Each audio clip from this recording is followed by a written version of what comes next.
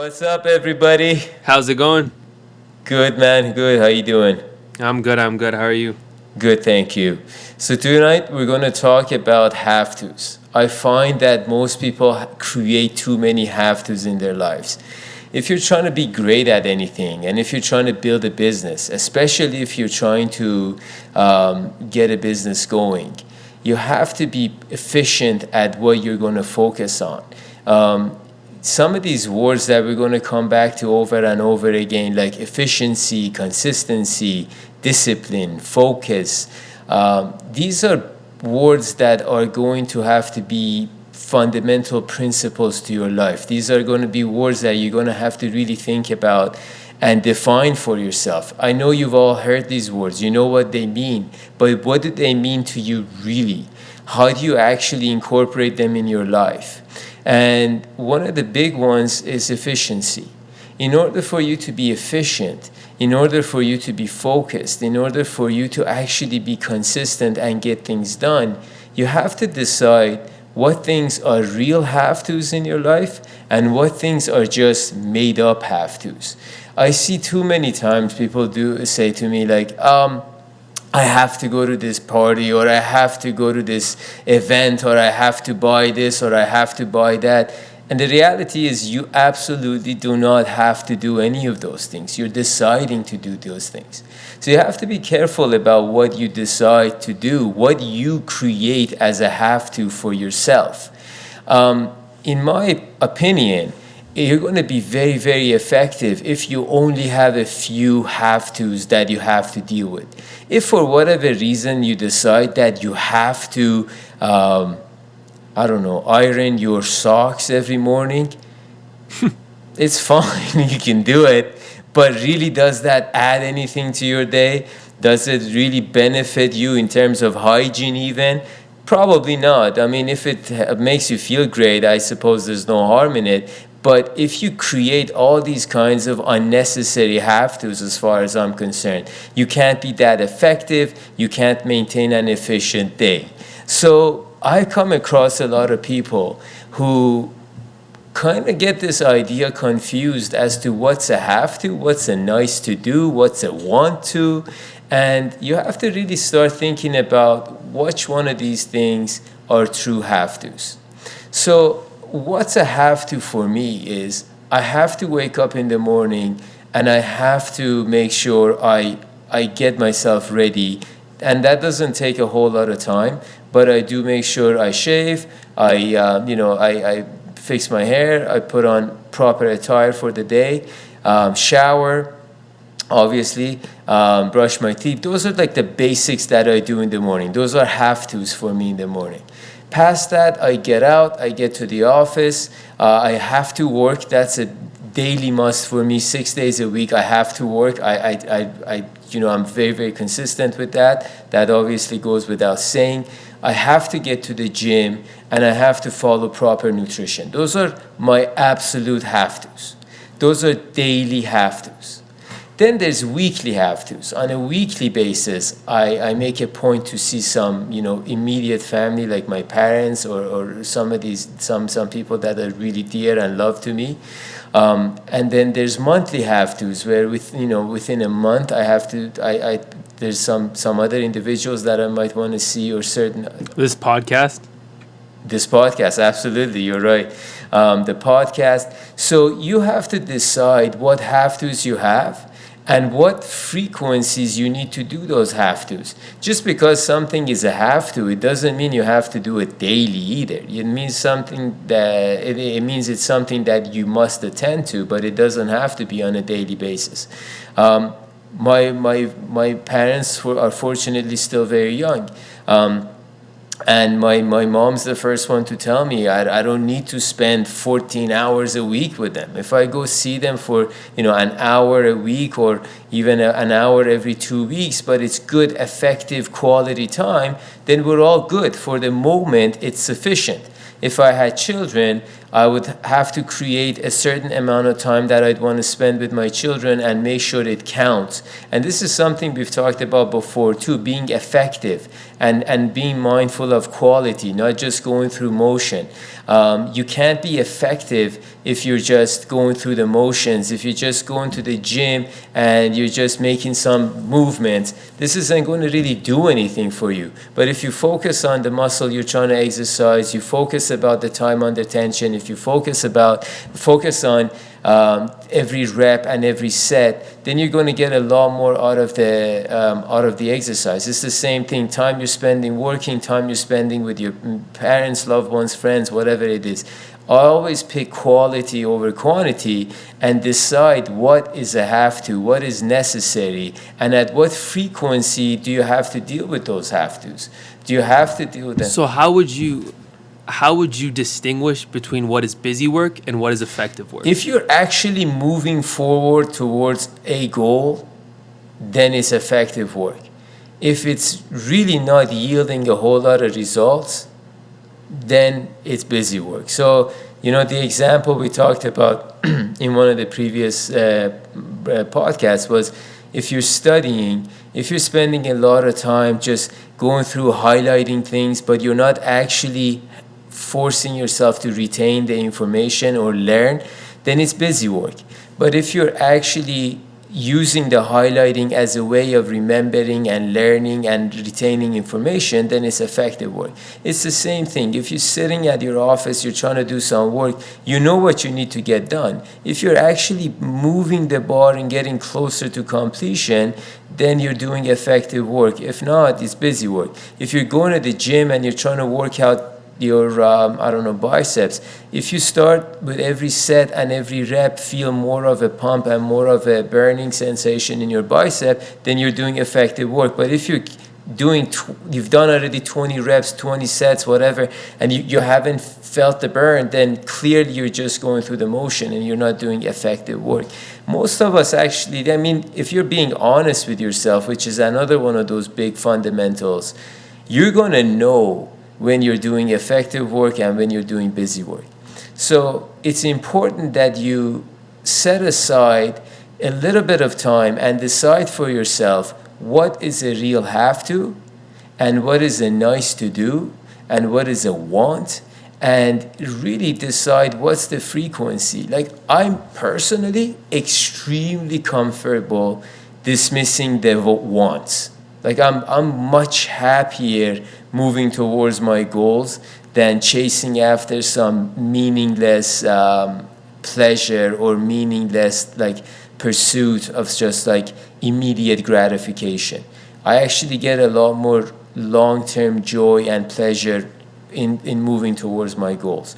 But if I had some guilty pleasure or something that I really wanted to indulge in, I try and be as efficient as possible, really think about how much time do I need to spend engaging in that particular activity, and make it as quick as possible, as effective as possible, with the frequency that's reasonable, and then focus the rest of my time and create the rest of my have-tos around all the things that I really have to do that will move me and push me towards my goal, as opposed to just trying to do 50 things in a day.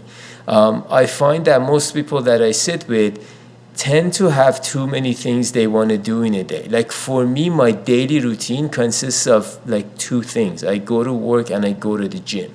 And I know that's a bit extreme. A lot of people have other obligations. You might have to deal with more people in your lives. You might have to study and work and all of that. Kids, yeah. And I've been there. Sorry? You might have kids, you might have a wife. Yeah, absolutely. Some people have relationships they have to be mindful of. Those things all have to be part of the daily routines. Absolutely, make them part of your routines. But because I don't have those obligations the same way, I end up working significantly more hours. Right. And that's something that I can get away with at this moment. There were other times in my life where I had other obligations, whether it was school or relationships, and I had to spend significantly less time at the office and more time with doing some of those things, and that was okay too. I was very clear about what I have to do, at what frequency I have to do it, and how much time I really need to put into it.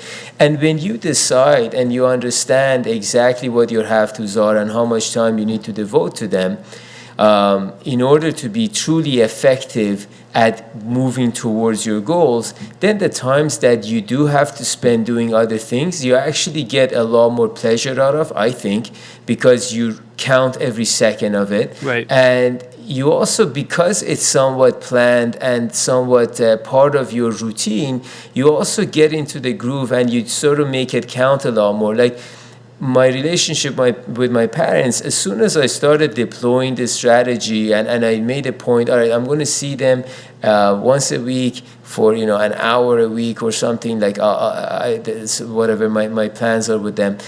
That time I end up actually really enjoying, because we plan for it. We'll go have a bite to eat, or we'll sit down and go through and have a meaningful conversation, as opposed to if I just said, yeah, you know what, I'm going to hang out with you guys all weekend. Yeah. And because you have the whole weekend, what do you even do in that time? You just end up sitting down and someone's reading, someone's on their phone, someone's watching a movie, or at best you might watch a movie together or something, but you don't really make it that effective. Whereas when you're like, you know what, I'm going to spend an hour with you guys, I'm going to be there at 7 o'clock and I'm going to leave at 8, you go in, you have a meal, you sit down, you talk, you enjoy the hour, you make it count, and you move on. And if you ask me, how much better off are you spending your whole weekend just walking around your house with your parents than spending 1 hour of good quality time with them? I would argue that the 1 hour of quality time is actually going to take you further. You're going to have more joy. You're going to become closer than just hanging out aimlessly. The time constraint and the schedule results in the meaningful outcome. Absolutely. It's the same with anything else. If you're constantly eating chocolate and cookies, you're probably going to end up getting less joy out of it. Whereas when you restrict yourself, you eat healthy all the time, and then once in a while you allow yourself to indulge, then that indulgence actually gives you a lot more pleasure, because it does become a treat because it's not a routine thing, but also because you're not going to have it all the time, you just get more joy out of it. To ask you something real quick about something you mentioned earlier, a lot of people I find bring up these things where they say that I feel obligated to go to this party, I feel obligated to go visit this guy or see my friends for lunch. And so in your own experience, given that you work in the business world, how do you find yourself getting out of those things that you deem unnecessary or you don't think are actual have-tos you need to do? It's hard, and it's a good question, but I just say no. And I mean, I say no now, but before I was just an asshole about it, because I'd say yes, and then I wouldn't show up, and then eventually people started to get, they kind of got to know me better, and they realized I'm just not going to go, and it's not for me. But now I'm a lot more honest about it. Like, someone that I love dearly who doesn't live in the city, he was in town, and we were going to hang out. Guy's like a brother to me, and we're making plans to see each other, and slowly but surely other people found out he's in town, and it started getting into this bigger thing where a bunch of people going out. So I messaged this guy. I'm like, listen, man, I love you, I love hanging out with you, but I'm out, I'm just not going to go out. And he was shocked. He's like, oh, what's going on, man? I said, look, I want to see you. I want to actually talk to you. I want to catch up with you. But if I'm there with a bunch of other people in some busy bar, I'm not going to see you, and I'm not going to really enjoy my time with everyone else. So we'll catch up next time in town. And sure enough, not only did he understood, he was kind enough to make the time to come and see me before he went out to the bar, and we had a great dinner together. We caught up, we had a great conversation, and it all worked out. And I'm sure now that going forward it'll be easier, because now we've already had that conversation and established that dynamic. Look, I'll be the first to tell you, I don't obligate myself to spend a whole lot of time with too many people. Right. It's just a reality of it. And it's not because I don't respect or admire these people. It's just because I have to pick my battles. I have to be choosy with where I spend my time, because I spend a ton of time at work, and the rest of it is limited.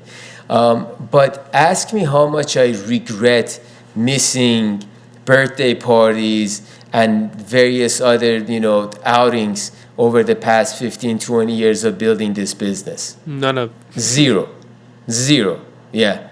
I sit there and wipe my tears in my office as I, move towards my goal. But not to be arrogant about it, but I appreciate the invites. I appreciate the people I have in my life. I appreciate the kind gestures and all that. I really do. But I have to do what's right.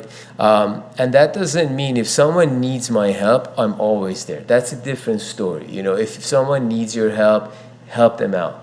Be a good person. You're going to feel great for helping them out. But outside of those things, if it's just somebody having a birthday party or going out for drinks, but it interferes with you doing your work and getting to your goals, then just be honest about it and say, I appreciate the invite, but I can't go. I've got this work to do.